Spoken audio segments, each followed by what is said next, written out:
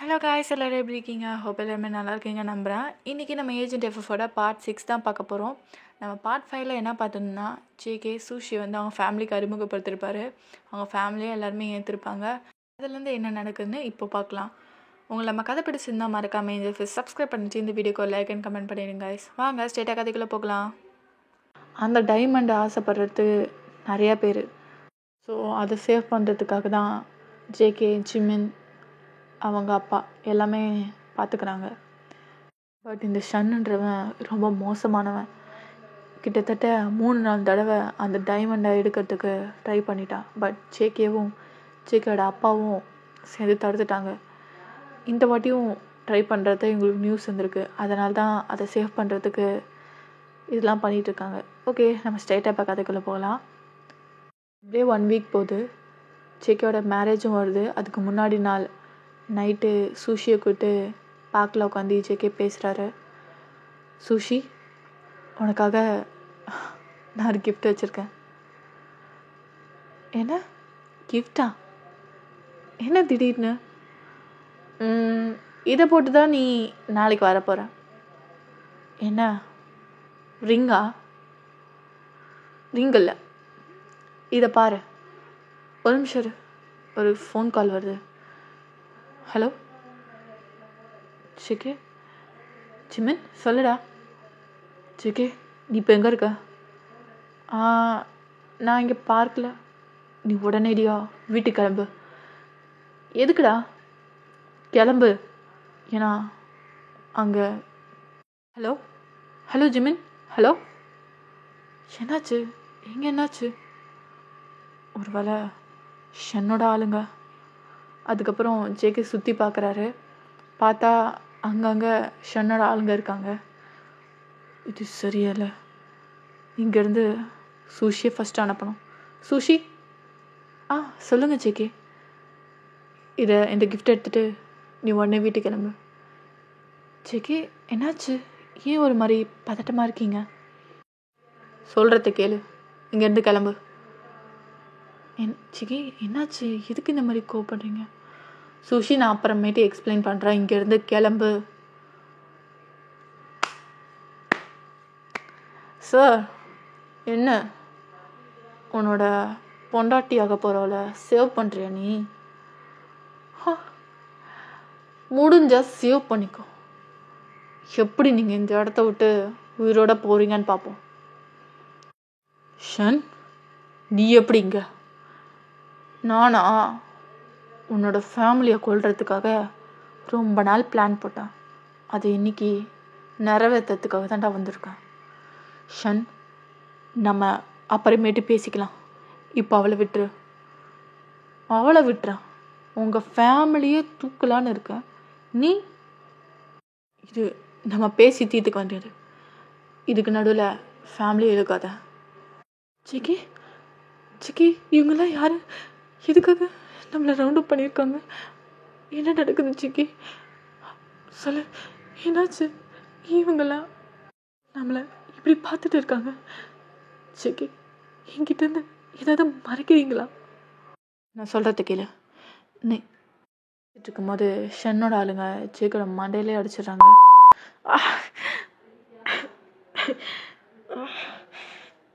பேசிட்டு இருக்க கோலை மாதிரி பின்னாடி வந்து அடிக்கிற தைரியம் தான். நேருக்கு நேரம் போது கரெக்டாக செம்மையாக மழை பெய்ய ஆரம்பிக்குது. பாத்தியா, உனக்கு சாதகமாக மழையே வந்துடுச்சு. என்ன வேணா பண்ணிக்கோ. சூஷியை விட்டு ப்ளீஸ். ஓ அப்படியா? அப்பனா அவளை கொன்னுட்டு அடுத்தது பொண்ணை கொல்றேன். அவ 2 கையும் பிடிங்கடா, முட்டி போட வைங்க. என்ன விட்டுருங்க, என்ன விட்டுருங்க. ஜேகே, என்ன நடக்குதுங்க ஜேகே? அதுக்கப்புறம் அவளை நீல் லோட் பண்ண வைக்கிறாங்க. 2 கையும் பிடிச்சிக்கிறாங்க. இங்கே என்ன நடக்குது ஜேகே? என்கிட்டேருந்து இதை மறைக்கிறியா? என்னாச்சு? உன்கிட்டேருந்து அவன் மறக்கிறான்னா? உன்கிட்ட அவனை பற்றி எல்லாமே சொல்லியிருப்பான். உன்னை தவிர அவன் மாஃபியான்னு உனக்கு தெரியுமா? என்ன சொல்கிறீங்க? ஜேகே மாஃபியாவா? சுஷி சுஷி, நான் சொல்கிறத கேளு. நான் எல்லாத்தையும் உனக்கு எக்ஸ்பிளைன் பண்ணுறேன். இப்போ கொஞ்சம் புரிஞ்சுக்கோ. தெரியும்டா, நீ சொல்லியிருக்க மாட்டேன்னு எனக்கு தெரியும். இப்போயாவது உண்மையை தெரிஞ்சுக்கிட்டோம். அப்புறம் இன்னொரு விஷயம், இவனும் எங்கள் அப்பா தொல்லையை தாங்க முடியல.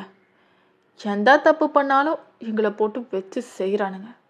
இவனுங்க 2 பேர் மட்டும் உயிரோட இல்லைனா நாங்கள் எவ்வளோ தப்பு பண்ணாலும் யாரும் கேட்கப்படுத்தல. அப்புறம் போன வாரம் ஒரு பொண்ணை ரேப் பண்ணிட்டேன். அதுக்கு 1 வாரம் வச்சு அடின்னு அடிச்சிட்டானுங்க. அதெல்லாம் எனக்கு ஒன்றும் பெரிய விஷயம் இல்லை. ஆனால் அந்த பொண்ணை விட்டு என் கன்னத்துலேயே அடிக்க சொன்னான். அதை தாண்டா என்னால் மன்னிக்க முடியல. ஒரே பஞ்சு ஜேகே மூஞ்சில. கேவலமான ஒரு வேலையை பண்ணிட்டு அதை வெக்கமே இல்லாமல் சொல்கிற. இதுக்கு என்னடா வெக்கம்? தைரியமாக இதுக்கப்புறம் நான் பண்ணுவேன். ஏன்னா உங்கள் அப்பா அம்மாவை ஏற்கனவே காத்தம். என்ன சொல்கிற நீ? என்ன பண்ண? என்னோட அப்பாவை என்ன பண்ண? தூக்கிட்டேன். உன் ஃபேமிலியோட தூக்கிட்டேன். உன் கல்யாணம் இல்லை, ஆக்சுவலாக பரபரப்பாக எல்லாம் வேலை செஞ்சுட்டு இருந்தாங்க. ஒன்றும் இல்லை, உங்கள் அப்பா நல்லா தூங்கிட்டு இருந்தான். அவனை தூங்கும் போது கழுத்தறுத்து கொன்னுட்டேன். அடுத்தது உங்கள் அம்மா கிச்சனில் பரபரப்பாக வேலை செஞ்சுட்டு இருந்தாங்க. அவங்கள சிலிண்டரை ஓப்பன் பண்ணி விட்டு உன் தம்பி இருக்கும் போதே சதற வச்சுட்டேன் அந்த வீட்டை. என்ன பண்ணிட்டு அத்தா மாமா தம்பி இல்லை. என்ன நீங்கள் எதுக்காக இந்த மாதிரி பண்ணீங்க? ஜேகே அந்த நியூஸை கேட்டோன்னா அப்படியே ஃப்ரீஸ் ஆகிட்டாரு. எந்த ஒரு வார்த்தையும் ஒரு வாயிலேருந்து வரவே இல்லை. நீங்கள் எதுக்காக இந்த மாதிரி பண்ணீங்க? ரொம்ப அழாதடி. அடுத்தது நீ தான். உனக்கு என்ன கிஃப்ட் வாங்கிட்டு வந்தா? கவுன். ஓ, நாளைக்கு வெட்டிங் இல்லை, ஹாப்பி டெத் டே. வெட்டிங் டேன்னு உங்கள் வாழ்க்கையில் கிடையாது. எதுக்காக அவங்கள தூக்குனேன்னு நீ தெரிஞ்சுக்கணும்ல. சொல்கிறேன். இவங்க பரம்பரையாக ஒரு ரெட் டைமண்ட் வச்சுருக்காங்க. அது மதிப்பே இல்லாதது. அது மட்டும் என் கையில் கிடைச்சா இந்த உலகமே எனக்கு சொந்தம். ஆனால் இவனுங்க எவ்வளவு பண்ணாலும் சரி, எவ்வளவு அட்டம் பண்ணாலும் சரி, அந்த டைமண்டை மட்டும் இவங்க ஃபேமிலிக்கிட்ட இருந்து எடுக்கவே முடியல. கடைசியாக பிளான் போட்டு இன்னைக்கு முடிச்சிட்டேன். மிச்சம் இருக்கிறது நீங்கள் 2 பேர் தான். உங்களையும் முடிச்சிட்டேன்னா என் வேலை முடிஞ்சது. அந்த ஜிமினியும் சேர்த்து போடலான்னு தான் பார்த்தேன். ஆனால் அவன் ஊரில் இல்லை, எஸ் ஆகிட்டான். இல்லைன்னா அவனையும் சேர்த்து போட்டிருப்பேன். ஒன்றும் பிரச்சனை இல்லை, ஊருக்கு வரட்டும், அவனை வச்சுக்கிறான். டேய், அவள் கழுத்த இருங்கடா. டேய், அவளை விட்டுருங்க. என்ன வேணா பண்ணிக்கோ. அவன் மேலே மட்டும் கை பட்டுச்சு, நீங்கள் யாரும் உயிரோட இருக்க மாட்டீங்க. ஜேகே கையை தட்டி விட்டு எல்லாரையும் பயங்கரமாக போட்டு அடிக்கிறாரு. செம்ம ஃபைட் அங்கே நடந்துட்டு இருக்கு. அவருக்கு தலையிலேருந்து ப்ளீட் ஆகிட்டு தான் இருக்குது. பட் அதை பற்றி எந்த ஒரு கேருமே பண்ணிக்கவே இல்லை. லாஸ்ட்டாக அந்த ஷென்னை அடிக்கலான்னு வரும்போது திரும்பி பின்னாடி இருந்து யாரோ மண்டையிலே அடிச்சிடுறாங்க.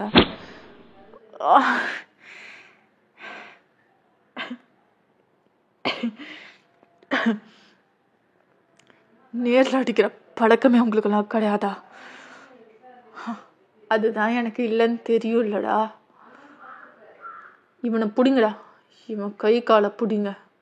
அவளை கொன்னுட்டு அடுத்தது இவனையும் முடிக்கிறான். என்ன வேணா பண்ணிக்கோ. அவ பாவம், அவளுக்கு ஏதோ தெரியாது. அவளை விட்டுருங்க. என்கிட்ட ஜேகே இதை நான் மறைச்சேன். முன்னாடியே சொல்லியிருக்கலாம்ல.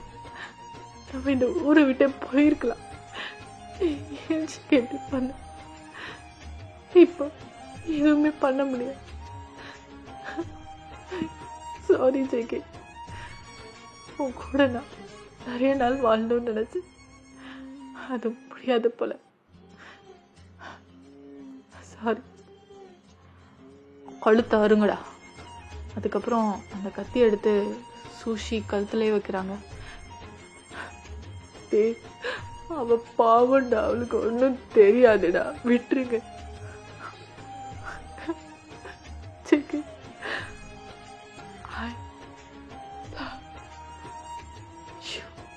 சொன்னோனே கழுத்தை ஒரே அறுதான்.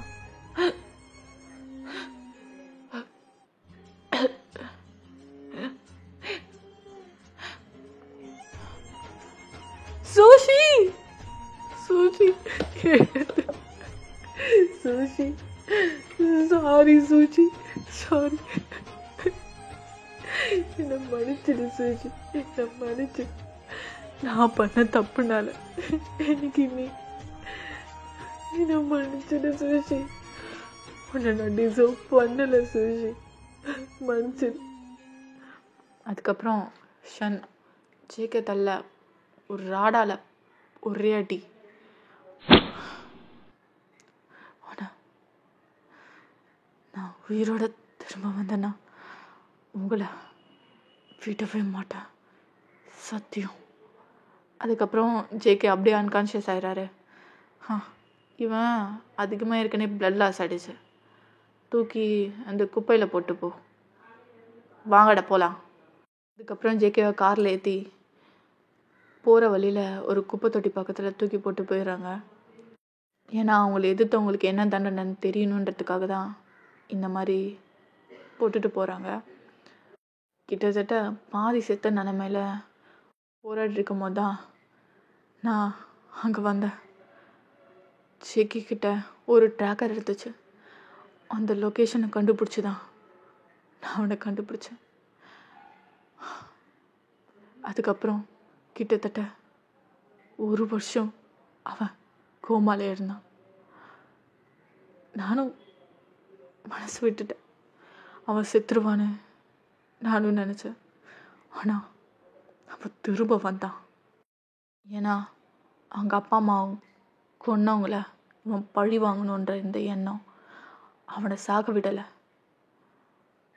அந்த 1 வருஷத்தில் எல்லாத்தையுமே கொன்னுட்டான். ஆனால் அந்த ஷன்னை மட்டும் இன்னும் கண்டுபிடிக்க முடியல.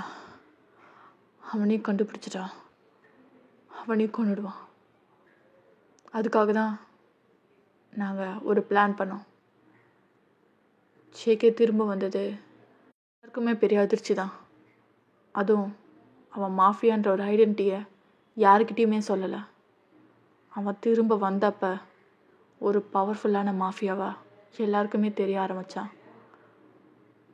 அதுக்கப்புறம் நானும் ஜேகேயும் பிளான் பண்ணி எங்கள் கம்பெனி பிரிஞ்சிட்டதா நாங்கள் அனௌன்ஸ் பண்ணோம்.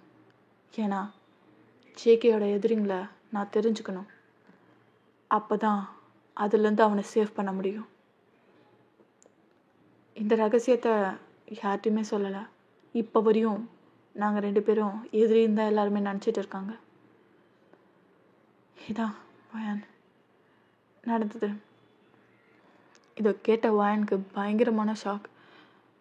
ஜிமின், இவ்வளோ நடந்திருக்கா? ஜேகே என்கிட்ட இது வரையும் ஒரு வார்த்தை சொன்னதில்லை. எப்படி வயான் சொல்லுவான்? அவன் என்கிட்டயே சரியாக பேச மாட்டான். இப்போ ரீசெண்டாக தான் கொஞ்சம் நல்லாவே பேச ஆரம்பிச்சிருக்கான். ஜேகே அந்த ஷன்னை தேடி கண்டுபிடிச்சி கொள்ளணுன்றதுனால தான் இன்னைக்கு போனான். பட் என்ன நடந்தது தெரியுமா? அதுக்கப்புறம் ஜேகே இங்கே போனதுலேருந்து காட்டுறாங்க. சார் என்னாரா? சார் நானும் வரேன். வேணாம், நான் ஜிம்மினை கூட்டிகிட்டு போய்க்கிறேன், நீ இங்கே இரு. ஆனால் சார் சொல்கிறல்ல. Okay sir. அதுக்கப்புறம் ஜேகே ஜிம்மினை கூட்டிகிட்டு அந்த ஷன் இருக்க இடத்துக்கு போகிறாரு. ஜிமினுக்கு டக்குன்னு ஒரு கால் வருது. ஜேகே ஒரு நிமிஷம் இரு. ஜேகே ஜிமின் வரத்தே பார்க்கல. அவர் படுக்க போயிடுறாரு. ஜிமினுக்கு ஒரு கால் வருது. சொல்லுடா. சார் சார் என்ன சார்?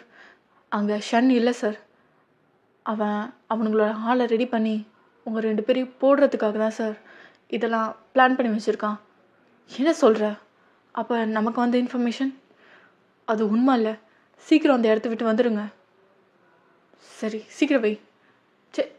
திரும்பி பார்த்தா ஜேகே முன்னாடியே போயிருக்காரு. ஜேகே ஏன் ஜேகே இப்படி பண்ணுற? அதுக்கப்புறம் ஜிமின் அவசர அவசரமாக போகிறாரு. இங்கே பார்த்தா ஜேகே ஒரு குடவுன் மாதிரி இருக்குது. அங்கே போகிறாரு. ஷன், நீ இங்கே தான் ஒழிஞ்சிட்ருக்கன்னு எனக்கு தெரியும்.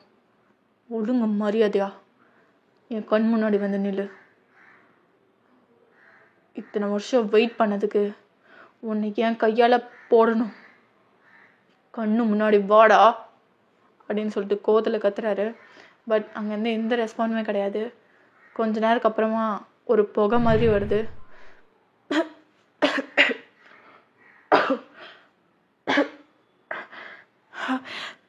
அதுக்கப்புறம் ஜேகேக்கு மூச்சே விட முடியல.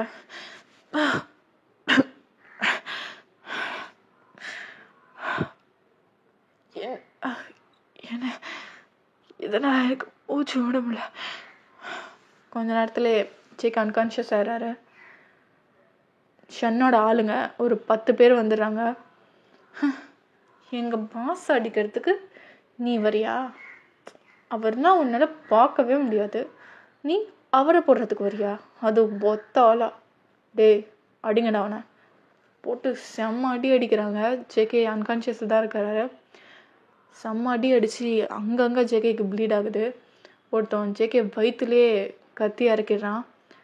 அதுக்கப்புறம் தான் ஜிமின் வராரு. டேய் என்னடா பண்ணுறீங்க அவனை? அதுக்கப்புறம் வேகமாக வந்து கன் எடுத்து எல்லாத்தையுமே ஷூட் பண்ணுறாரு. பட் அங்கே இருக்க ஆளுங்களுக்கு இந்த புல்லட் பத்தலை. அடுத்தது லோடும் பண்ண முடியாது. அதுக்கப்புறம் ஜிமின் கொஞ்சம் பேர் கூட ஃபைட் பண்ணுறாரு. ஜிமினுக்கும் செம்ம காயம். அப்புறம் எல்லாத்தையுமே கொண்டுறாரு. ஜேகே ஜேகே எழுந்துரு ஜேகே. ஓகேடா மீ இதோட கண்டினியூஷன் பார்ட் 7ல் பார்க்கலாம். உங்களை நம்ம கதை பிடிச்சிருந்து மறக்காமல் ஏஞ்சல் ஃபேஸ் சப்ஸ்கிரைப் பண்ணிவிட்டு இந்த வீடியோக்கு லைக் அண்ட் கமெண்ட் பண்ணுறீங்க. பாய் மீ சரங்கே.